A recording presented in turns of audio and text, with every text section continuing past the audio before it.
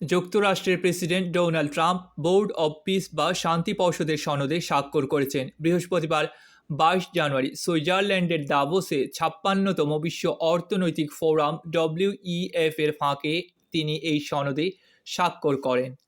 স্বাক্ষর অনুষ্ঠানে ট্রাম্পের সঙ্গে একই টেবিলে বাহরাইন ও মরক্কোর নেতারাও ছিলেন।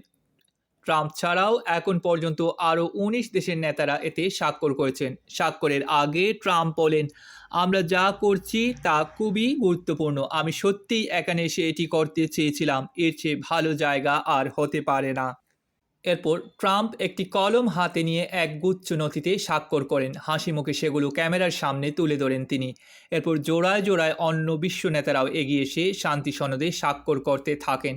WEF এর বার্ষিক অধিবেশন উপলক্ষে বর্তমানে শতাধিক দেশের নেতা ও শীর্ষ পর্যায়ের প্রতিনিধিরা দাভোসে অবস্থান করছেন। এদিন WEF এর এক ফাঁকে শান্তি সনদ সংক্রান্ত সম্মেলনের আয়োজন করা হয়। যুদ্ধ পরবর্তী গাজা পুনর্গঠনের জন্য সম্প্রতি শান্তি পর্ষদ গঠনের ঘোষণা দেন ট্রাম্প। এতে যোগ দেওয়ার জন্য বিশ্বের বিভিন্ন দেশকে আহ্বান জানানো হয়েছে।